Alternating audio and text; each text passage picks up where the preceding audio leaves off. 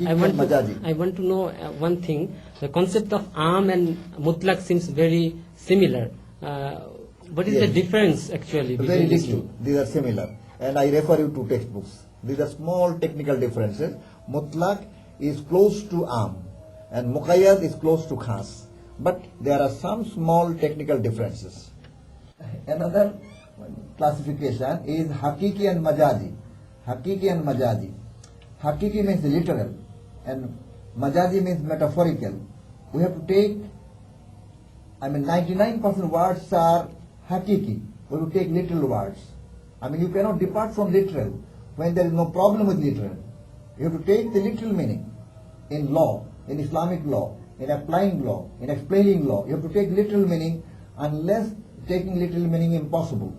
It is not appropriate. And as I said, 99% words are hakiki and a few words are majazi or metaphorical. Now I will discuss about methods of deduction of rules or laws from the Quran and Sunnah. The four methods. 1. Ibaratun nas. Ibarat means the words and nas means text, words of the text. That is, rules are derived from the words of the text. Aqimus salat, we are deriving from the text directly. The text is telling, pray. Atu zakat, the text is telling, give zakat. And so, when we derive the rules directly from the text, we call it ibaratun nas. And when the rule is derived, or law is derived, or hukum is derived from ishara of the text, from the ishara of the text, we call it isharatun nas. For example, in Quranic verse 2236, that is Surah Baqarah 236, by inference, by isharatun nas, we have come to the conclusion that marriage is completed. Marriage is completed even without fixing mahar. In the light of the verse Baqarah 236, in that case, mahar has to be fixed after marriage. That is the compulsory. So, this deduction of the ulama is by virtue of the method called isharatun nas. And dalalatun nas, another method. Dalalatun nas means inferring.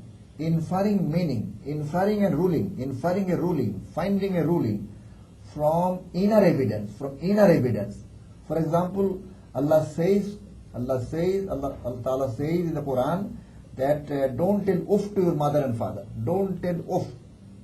La takul lahuma uffin.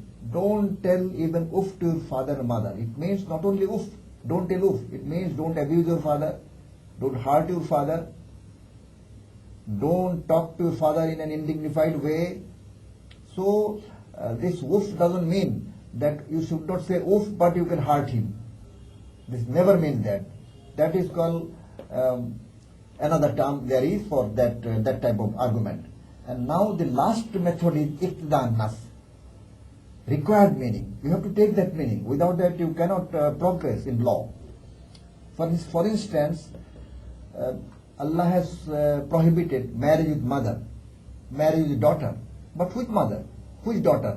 The required meaning is a mother who was the wife of my father, a daughter of which I am a direct father through blood relation. So this is called required meaning. Without required meaning, if you say that such and such women are halal for you, that means halal through marriage. You have to take that point. So I think I have discussed about on this point, and I think I have discussed the question. You can ask me a new question. Yeah. Please now discuss about Ijtihad and its various methods. Now Ijtihad and its various methods, a very, very important question, and this is in a way this is the crux of the issue in Usul. Ijtihad means really, I am reading from a textbook, Ijtihad has been derived from the root word jahada. It literally means striving or exertion and consists of intellectual exertion. It is very broad source of Islamic law and comes after the Quran and Sunnah. Now, uh, all the sources of Islamic law other than Quran and Sunnah are essentially ijtihad, are essentially fall under ijtihad. When it's a qiyas, it falls under ijtihad. When it's a istihsan, it falls under ijtihad. When it's a masla mursala, it falls under ijtihad. If you say istishab, it falls under ijtihad. It's called fatwa sahaba, it falls under ijtihad.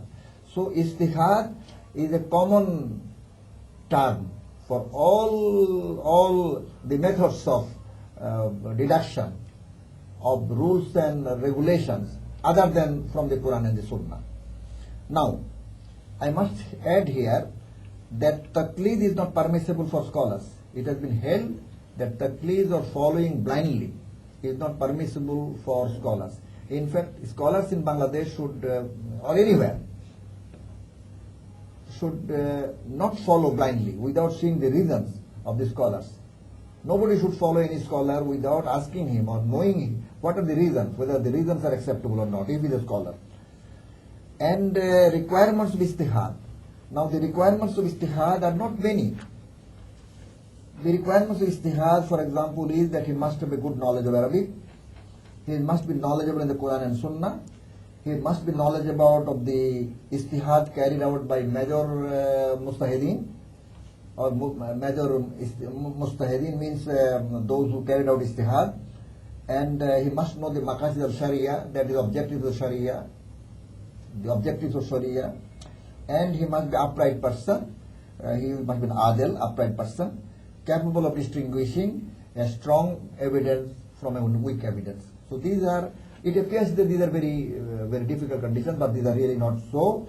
Any person who applies him for 3-4 years can be master of all these things. Not so difficult, it appears. And in this stage of internet, where everything is available in websites, it has become much easier to become mustahil. Ijtihad has been validated by the Quran and Sunnah. Ijtihad has been validated, has been made permissible by various ayats of the Quran. For example, in Surah Al-Hashr, in ayat number 2, Allah says, "Fa'tabiru, ya ulil absar." Fa'tabiru, etibar, do etibar. O people who have eyes, who have knowledge, who have brain, who have faculties. So this is, scholars say this is obligatory on every person to do that. In fact, "Fa'tabiru, ya ulil absar" gives everybody the authority to become a mustahid. Nobody on earth can say, you cannot be a mustahid. I am the mustahid. They cannot say. I would say the mustahids are of how many types? There are many discussion about it, but I would make it simple. Great mustahids who make their own rules of usul. Great mustahids who make their own rules of usul. For example, Imam Shafi, and also Abu Hanifa, and Imam Malik, and Ahmad ibn Hanbal, Imam al-Awza'i, and all these people who are made their own rules, or Imam Dawud al-Zahiri, or Ibn Hazm al-Andalusi. These people made their own rules, that I will follow this, I will accept ahad, I will not accept mursal, I will do this, I will do that. So these are great mustahideen, or we can say that great mustahideen, and the others are mustahid of lower order, not of that order, or that of that level. So these are the two groups of mustahid, I must say, and there is one thing that requires discussion, whether the gate of ijtihad was closed. This is, as far as I have read, this is the gate of ijtihad was never closed formally by the ummah, by an ijma. There was no ijma that ijtihad is closed. And Imam Shawkani and Iqbal say this is a figment of imagination. These are just mental dream that it has been closed. In fact, in every age there are scholars who made ijtihad. We know, for example, Imam Ibn Taymiyyah made ijtihad. We know Imam al-Shawkani made ijtihad. We know Hazrat Shah Waliullah, he made ijtihad. We know Qardawi makes ijtihad. We know, for example, that Sayyid Abul Ala Maududi made ijtihad. And so we cannot say Imam Shafi, Mufti Shafi made ijtihad. And in fact, I see in Islamic banks, there are fatwa committees, there are fiqh councils, and these people are regularly making new rulings.